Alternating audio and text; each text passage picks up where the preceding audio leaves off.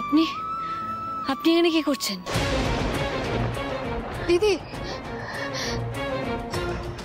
তোমাকে তোমার মামি ঘর থেকে বের করে দিয়েছে, আর তুমি বাড়ি না ফিরে এখানে কেন এসেছিলে?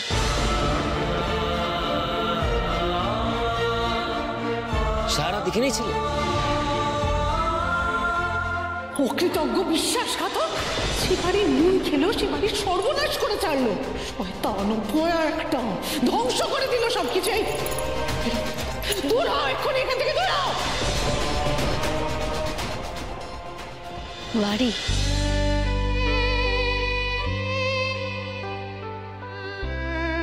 ওই বাড়িতে তো আমার থাকার কথা নয় ডাক্তারবাবু। দিদি তুই চল, তুই আমার সাথে বাড়ি চল। মাকে আমি ঠিক বুঝিয়ে নেব, দরকার পড়লে হাতে পায়ে ধরবো, বাবাকে বলবো বোঝাতে। তুই তোর বাড়ি চল দিদি, চল।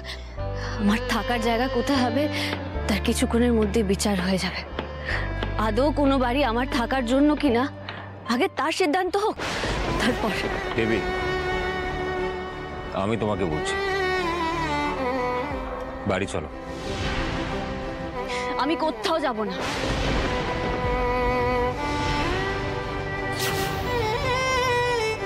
কিছুক্ষণ পরে এই চণ্ডী মণ্ডপে রাজাবাবু বিচার শুরু করবে, আমি এইখানেই অপেক্ষা করব, কোথাও যাব না।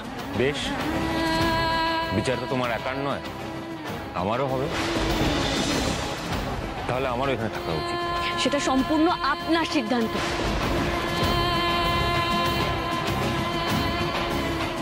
কলি, তুই বাড়ি ফিরে যা।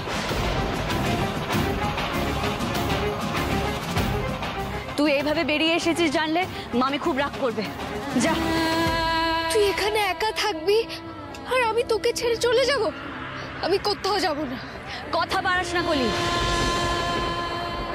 আমার কারোর সাহায্য দরকার নেই। যা হবে আমি নিজে সামলে নেব। যা। এরকম কেন করছিস দিদি? বিচার সবাই এক্ষুনি শুরু হবে, আমি থাকি না।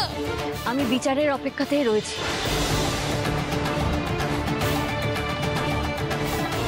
তুই আর কষ্ট করিস না, যা।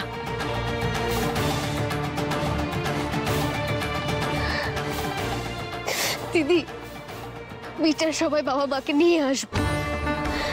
আমি আর বাবা সব সময় তোর পাশে ছিলাম, আছি, সব সময় থাকবো দিদি, সব সময় থাকবো।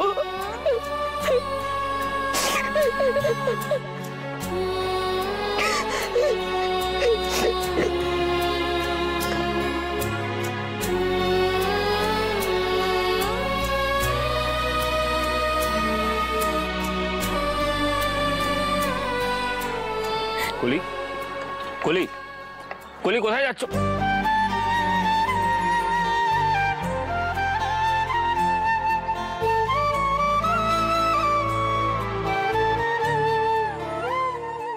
আপনিও যান ডাক্তারবাবু।